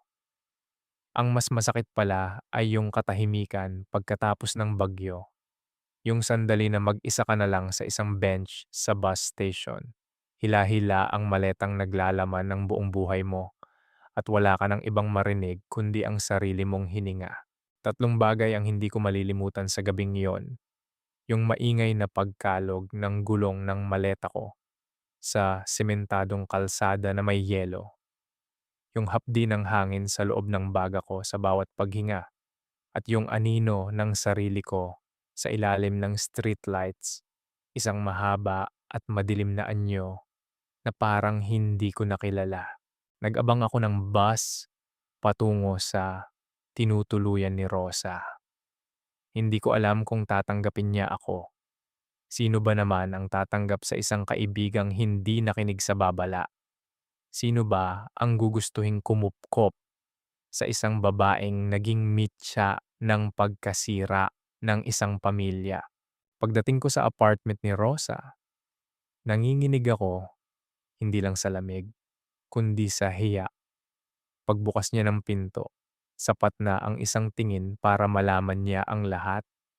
Ang amoy ng vaporub at lumang kahoy sa loob ng bahay niya ay parang yumakap sa akin, pero hindi ko maramdamang ligtas ako. Lira, bulong niya. Hindi siya nagalit, hindi siya nag-I told you so. Sa halip, hinila niya ako papasok at binalot ng makapal na kumot. "Rosa, wala na lahat," sabi ko, habang unti-unting bumibigay ang mga tuhod ko. "Shh, wag mo nang isipin yon. Ang mahalaga, nandito ka," sabi niya. Pero paanong hindi ko iisipin sa tuwing ipipikit ko ang mga mata ko? Nakikita ko ang mukha ni Monica. Nakikita ko ang mga luhang pinalis niya, yung galit na may halong pait. At nakikita ko si Daniel, yung huling sulyap niya sa bintana na puno ng pagsisisi. Ano nga ba ang nakuha ko sa lahat ng ito? Ilang buwan ng kilig? Ilang sandali ng pakiramdam na mahalaga ako? O isang habang buhay na pilat sa konsensya ko? Hindi ko alam kung pag-ibig ba talaga yon.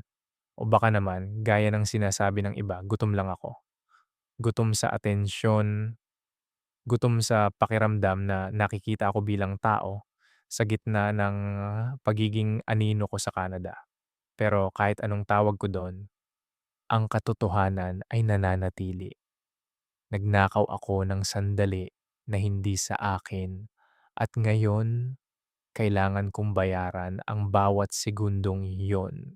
Tumagal ako ng 3 araw kay Rosa bago ang flight ko. 3 araw na halos hindi ako kumain. Nakatitig lang ako sa labas ng bintana. Pinapanood ang mga sasakyang dumadaan. Iniisip kung alin dun ang sasakyan ni Daniel. Umaasa ba akong hahanapin niya ako? Siguro, pero natatakot din ako. Kasi kung hanapin niya man ako, ano ang sasabihin ko? Na ituloy natin 'to? Na iwan mo ang lahat para sa akin? Hindi ko kaya. Kahit gaano ko siya kagustong makita. Alam kong ang pinakamalaking sakripisyo na magagawa ko para sa kanya at para kay Monica ay ang tuluyang mawala sa buhay nila. Sa araw ng flight ko, inihatid ako ni Rosa sa Pearson International Airport. Napakalaki ng airport, napakaraming tao, pero pakiramdam ko, ako lang ang may dalang ganito kabigat na bagahe. Hindi yung maleta ko, kundi yung bigat sa dibdib ko. Tatlong detalye ang laging bumabalik sa akin tuwing naaalala ko ang airport na yon. Yung malamig na asul na plastic ng mga upuan sa departure area. Yung mapait at sunog na lasa ng airport coffee na hindi ko naman maubos-ubos. At yung tunog ng boses sa intercom na tumatawag sa pangalan ko para sa boarding. Nakaupo ako doon nang biglang mag-vibrate ang cellphone ko. Isang text mula sa isang unknown number. "Nasa airport ka ba? Lira, please mag-usap tayo. Hindi ko kayang hayaan kang umalis ng ganito." Si Daniel, alam ko, kahit hindi nakarehistro ang number, kabisado ko ang paraan niya ng pagsasalita. Nanginginig ang mga kamay ko habang hawak ang phone. Gusto kong sumagot. Gusto kong sabihin sa kanya kung anong gate ako. Gusto kong tumakbo palabas at hayaan siyang yakapin ako sa huling pagkakataon. Pero tumingin ako sa boarding pass ko. Tumingin ako sa sarili ko sa refleksyon ng salamin. Nakita ko ang isang babaeng pagod na sa pagtatago. Pagod na sa pagiging iba. Pinatay ko ang cellphone ko. Tinanggal ko ang SIM card at dahan-dahang hinulog sa trash bin sa tabi ng upuan ko. Wala ng Daniel, wala ng Canada. Habang naglalakad ako sa tunnel patungo sa eroplano, naramdaman ko ang bawat daga ng sapatos ko sa carpet. Parang bawat hakbang ay paglayo sa bersyon ng sarili ko na naging masaya sa maling paraan. Pag-upo ko sa eroplano, tiningnan ko ang labas ng bintana. Ang pakpak ng eroplano ay nababalutan ng manipis na yelo. Inisip ko, gaano kaya katagal bago matunaw ang yelong yon? Gaano kaya katagal bago mawala ang lamig sa puso ko? Paalam, Daniel, bulong ko habang nagsisimulang umandar ang eroplano. Hindi ko alam kung tama ang ginawa ko. Hindi ko alam kung may kapatawaran pa ang gaya ko. Ang alam ko lang, sa bawat pagtaas ng eroplano, unti-unting lumilit ang bahay sa Toronto, lumilit ang mga problema, hanggang sa maging puting ulap na lang ang lahat. Bakit ba kailangang lumipad ng malayo para lang makita ang dumi na iniwan mo sa ibaba? Akala ko, ang pagtakas ay solusyon, pero habang nasa ere ako, na-realize ko na kahit saan ako magpunta, kahit saang sulok ng mundo ako mapadpad, bitbit ko pa rin ang katotohanan na minsan sa buhay ko, naging dahilan ako ng pag-iyak ng isang babae at naging dahilan ako ng pagkasira ng isang sumpa. At sa bawat oras na dadaan, ang tanong ay mananatili. Pag-ibig ba talaga ang tawag doon? Kung ang kapalit ay ang pagkawasak ng sarili mong kaluluwa, ang init, ganun talaga ang pakiramdam paglapag ng eroplano sa Naya matapos ang 3 taon sa Canada. Parang isang malaking basang kumot na biglang ibinalot sa buong katawan ko. Walang niebe, walang pine trees, walang Daniel. 3 bagay ang agad na sumampal sa akin. paglabas ko ng terminal. Yung matapang na amoy ng krudo at pritong manok mula sa mga fast food sa tabi. Yung maingay na busina ng mga jeep na parang laging nagmamadali. At yung malalagkit na pawis na agad dumikit sa likod ng neckline ng t-shirt ko. Sabi nila masarap daw ang makauwi. Sabi nila wala nang mas gaganda pa sa pakiramdam ng muling pagapak sa sarili mong lupa. Pero bakit ang naramdaman ko lang ay takot? Takot sa mga tanong na alam kong hindi ko pwedeng sagutin ng totoo. Sumakay ako ng bus patungong Pampanga. Habang bumibiyahe, tinititigan ko ang mga pamilyar na tanawin, mga palayan, mga tindahan sa tabi ng kalsada, mga batang naghahabulan ng walang tsinelas. Dati, ito ang pangarap kong balikan. Dati, sa bawat pagpunas ko ng banyo ni Lola Carmen sa Toronto, ito ang larawang binubuo ko sa isip ko para magkalakas ng loob. Pero ngayong nandito na ako, parang estranghero ako sa sarili kong mundo.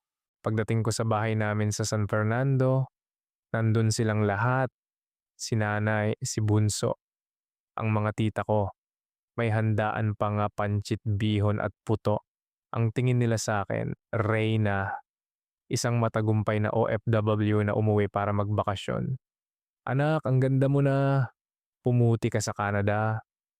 Sabi ni nanay habang yakap ako ng mahigpit. Yung amoy niya, amoy ng bawang at ng sabong panlaba. Pamilyar. Pero parang hindi na fit sa akin. Salamat po ni sagot ko pilit ang ngiti ko. Oh, bakit parang ang bilis naman yata ng uwi mo? Sabi mo sa susunod na taon pa ang tapos ng kontrata mo? Tanong ng isa kong tita habang nag-aabot ng plato. Tumigil ang tibok ng puso ko. Heto na, ang unang pagsubok sa mga bago kong kasinungalingan. Ah, opo, kaya lang po, pumanaw na po si Lola Carmen. Pagsisinungaling ko, ang dila ko parang sanay na sanay na. Kaya po nagpasya na rin po si Ma'am Monica na huwag nang i-renew ang kontrata ko. Rinespeto ko na lang po. Sayang naman, sabi ni nanay, pero may kasamang ngiti. Pero okay lang yan anak, nakapagpatayo ka naman na ng bahay natin. Tingnan mo oh, tiningnan ko ang bahay. Sementado na ang mga pader, may bago ng pintura na kulay cream, at may mamahaling flat screen TV sa sala. Ito ang binili ng mga padala ko. Ito ang binili ng mga gabi kong walang tulog sa basement. Pero habang tinititigan ko ang magandang TV na yun ang nakikita ko ay yung mukha ni Monica sa simbahan. Ang nakikita ko ay yung basag na plato sa kusina. Akala nila bayani ako. Akala nila ang bawat perang pinadala ko ay galing sa marangal na pagpapagod. Kung alam lang nila na ang huling remittance na pinambili ng TV na yan ay galing sa sobrang ibinigay sa akin bilang paalis bayad dahil naging ahas ako sa pamilyang nagtiwala sa akin. Nung gabing yon, habang tulog na ang lahat, pumasok ako sa lumakong kwarto. Mainit, walang heater na parang laging hapo, walang carpet. Ang tanging naririnig ko lang ay ang huni ng mga kuliglig sa labas at ang pag-ikot ng electric fan sa gilid ng kama ko. Binuksan ko ang maleta ko para mag-ayos ng gamit. Sa pinakailalim, nandun siya. Yung pulang scarf, kinuha ko ito sa ilalim ng madilaw na ilaw ng kwarto ko. Mukha itong ridiculous. Sinong magtatahi ng cashmere scarf sa gitna ng alinsangan ng Pilipinas? Sinong magsasabit ng ganito kalambot na tela sa isang bahay na pinaligiran ng alikabok at krudo? Parang ako, hindi na ako fit dito. Hindi rin ako fit sa Canada. Isang taong nasa gitna ng dalawang mundo, walang totoong lugar. Inilapit ko ang scarf sa ilong ko. Nakakapit pa rin doon ang amoy ng Canada. Amoy ng niebe, ng leather mula sa sasakyan ni Daniel, at yung red apple freshener. Tumulo ang luha ko. Isang patak na agad na tuyo dahil sa init ng kwarto.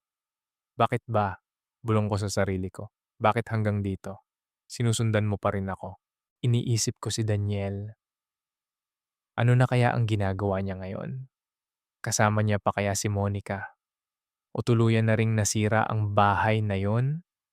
Naaalala niya rin kaya ako tuwing umuulan ng yelo?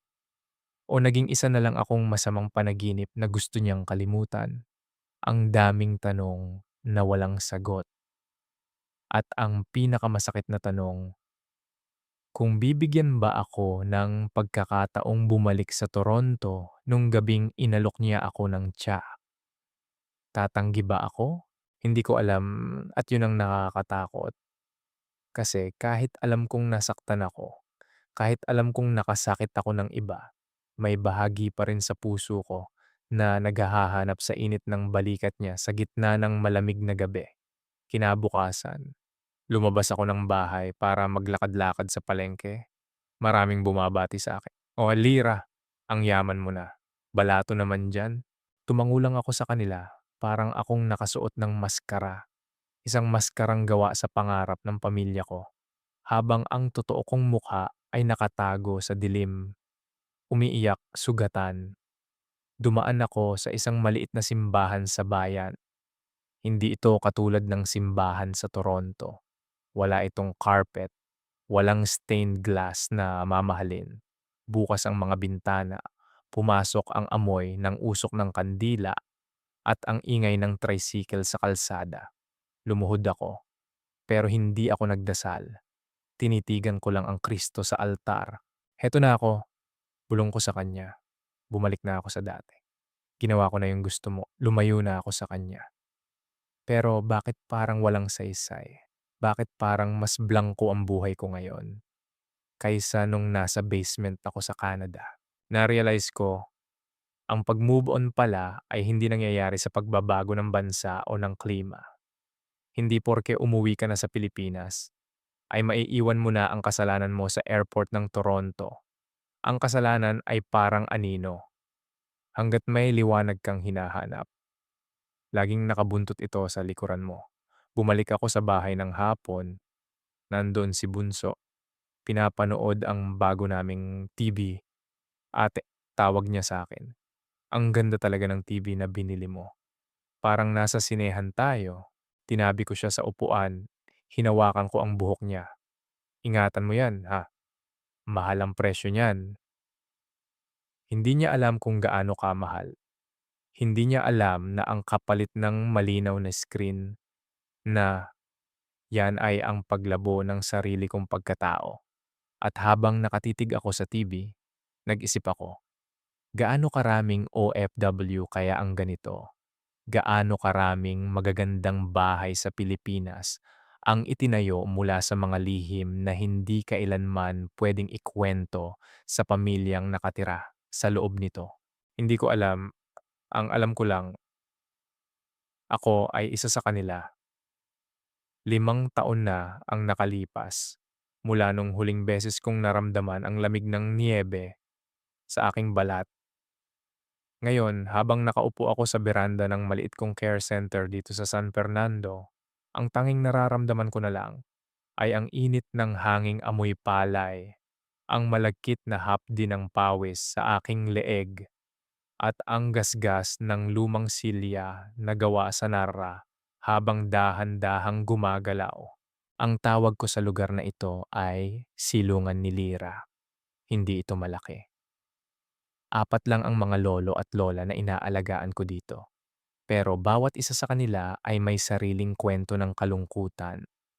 At sa tuwing tinitingnan ko sila, naaalala ko si Lola Carmen. Doon nagsimula ang lahat, 'di ba? Sa pag-aalaga sa isang taong hindi na ako kilala. Habang unti-unti kong kinakalimutan ang sarili ko. Minsan, tinitingnan ko ang mga kamay ko. Wala na ang kalyo mula sa paglalaba sa malamig na basement sa Toronto. Pero may mga bago ng marka. Mga tanda ng pagluluto ng lugaw, bakas ng alikabok mula sa kalsada, at yung maliit na pilat sa daliri ko mula sa basag na plato ni Monica. Hindi na ito masyadong halata, pero alam ko kung nasaan ito. Isang permanenteng paalala ng gabing gumuho ang lahat. Wala na akong balita sa kanila. Sa loob ng 5 taon, hindi ko na binuksan ang Facebook ko. Hindi ko na hinanap ang pangalan ni Daniel Reyes o Monica Reyes na ayoko na kasi alam ko kahit isang pindot lang sa screen, baka bumalik lahat ng lason sa katawan ko. Mas pinili kong manatiling bulag sa kung ano na ang nangyari sa kanila. Nagkabalikan ba sila o tuluyan na ring naging anino ang bawat isa? Minsan, may mga gabi pa rin na hindi ako makatulog. Yung mga gabing sobrang tahimik, kung saan ang tanging naririnig mo lang ay ang ritmikong pag-ikot ng electric fan at ang malayong tahol ng aso sa kapitbahay. Sa mga sandaling yon, lumalabas ang multo ni Daniel. Nararamdaman ko yung amoy ng tsaa, yung bigat ng balikat niya, at yung paraan ng pagtawag niya sa pangalan ko na parang ako ang pinakaimportanteng tao sa mundo. Bakit ba ganun? Bakit kahit 5 taon na ang lumipas, may bahagi pa rin sa atin na gustong bumalik sa mga sandaling alam nating mali? Nung isang linggo, may nakita akong pulang scarf sa palengke. Hindi ito cashmere, hamak na tela lang na gawa sa kung saan. Pero nung mahawakan ko yon, parang bumalik lahat ng kuryente sa katawan ko. Biglang nanlamig ang mga daliri ko kahit tirik ang araw. Inisip ko, mahal ko pa rin ba siya? O mahal ko lang yung bersyon ng sarili ko nung kasama ko siya? Yung lira na nakikita, yung lira na hindi lang tagalaba o caregiver, kundi isang babaeng may halaga. Siguro yun ang pinakamalaking pagkakamali nating mga kababaihan na nagtatrabaho sa malayo. Sa sobrang uhaw natin sa atensyon, sa sobrang pagod natin sa pagiging bayani para sa pamilya, nakakalimutan nating tao rin tayo. At kapag may dumating na taong magbibigay sa'yo ng kahit isang basong tubig sa gitna ng disyerto ng kalungkutan mo, iinumin mo yon kahit alam mong may lason. Kinuha ko ang isang lumang kahon sa ilalim ng kama ko kanina. Doon ko itinago ang pulang scarf ni Daniel. 5 taon ko itong hindi hinawakan. Pagbukas ko ng kahon, wala na yung amoy ng Canada. Wala na yung amoy ng leather at apple freshener. Amoy naphthalene balls at amoy amag na lang ito. Sinabit ko ito sa balikat ko sa harap ng salamin. Nagmukha akong tanga. Isang babaeng nasa Pilipinas. Suot ang balabal para sa taglamig habang pinagpapawisan. Tinitigan ko ang sarili ko. Sino na ba ako ngayon? Na-realize ko, hindi ako biktima. At hindi rin ako kontrabida. Isa lang akong tao na nagkamali. Isang taong nagmahal sa maling oras, sa maling lugar, at sa maling tao. At ang presyong binayaran ko ay ang katahimikan ng konsensya ko. Kinuha ko ang isang lighter, pumunta ako sa likod ng bahay, doon sa may basurahan, ipinatong ko yung scarf sa ibabaw ng mga tuyong dahon. Nanginginig ang mga kamay ko nung sinindihan ko yung dulo ng tela. Sa simula, mahina lang ang apoy. Pero nung dumapo ito sa cashmere, bigla itong lumiyab. Isang matingkad na kulay kahel na lumamon sa kulay pula. 3 bagay ang naramdaman ko habang pinapanood ko ang pagtupok sa scarf, yung init ng apoy sa aking pisngi, yung maitim na usok na pumasok sa ilong ko, at yung biglaang paggaan ng dibdib ko na parang may malaking bato na sa wakas ay nahulog habang nagiging abo ang huling alaala ni Daniel. Isang tanong ang pumasok sa isip ko. Kung marinig man ito ng ibang babae na nasa sitwasyon ko ngayon, mga babaeng nasa ibang bansa, mga babaeng naliligaw sa loob ng bahay ng ibang tao, ano ang sasabihin ko sa kanila? Sasabihin ko ba na huwag magmahal? Hindi, dahil hindi mo naman mapipigilan ang puso mo. Siguro ang sasabihin ko lang, ingatan nyo ang sarili nyo kasi sa huli, kapag natapos na ang lahat, kapag nawala na ang usok at ang apoy, ikaw lang ang matitira. Hindi ka ililigtas ng lalaking binigyan mo ng lahat.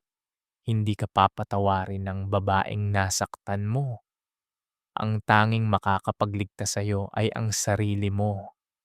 Hinanap ko ba si Daniel para lang maramdamang buhay ako? o ginamit ko lang siya para takasan ang realidad na mag-isa lang ako? Hindi ko pa rin alam ang sagot hanggang ngayon at siguro okay lang na hindi ko alam. Ang mahalaga, nakakahinga na ako ng maluwag, pumasok ako ulit sa loob ng care center, narinig ko ang tawag ni Lola Tasing, isa sa mga inaalagaan ko. "Lira, ang init na naman, baka pwedeng pakihinaan ng electric fan." Ngumiti ako. "Opo, Lola, parating na." Habang naglalakad ako patungo sa kanya, naramdaman ko ang sahig sa ilalim ng aking mga paa. Matatag, totoo. Wala na sa Canada, wala na sa basement. Nandito na ako sa kung saan ako dapat naroroon. May mga pag-ibig talagang isinilang para lang magturo, hindi para manatili. At si Daniel, siya ang pinakamasakit na aral na natutunan ko. Pero salamat sa kanya. Nahanap ko ang sarili ko sa gitna ng pagkawasak. At sa inyong nakikinig, kung nasa gitna man kayo ng winter ng buhay nyo, huwag kayong matakot sa lamig, pero wag din kayong kukuha ng init mula sa apoy na hindi para sa inyo. Kasi balang araw, sisikat din ang araw sa sarili niyong bayan. At doon, hindi niyo na kailangan ng kahit anong scarf para maramdamang ligtas kayo. Patawad, paalam, at sa wakas, malaya na ako.